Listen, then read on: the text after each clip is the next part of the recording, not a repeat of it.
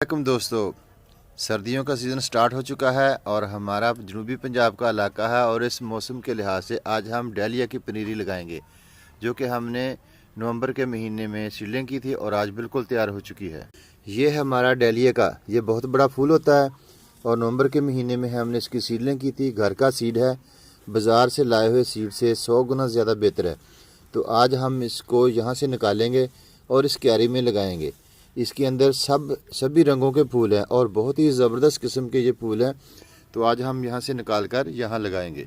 को निकालने का ज़बरदस्त तरीका यही है कि इस तरह छुरी की मदद से मिट्टी को नीचे से ऊपर की तरफ उठाया जाए, तो इस तरह जड़ें जो है डैमेज किए बगैर ये निकल जाएंगी। ये देखें, ज़बरदस्त किस्म की पनीरी हमारी, ये देखें।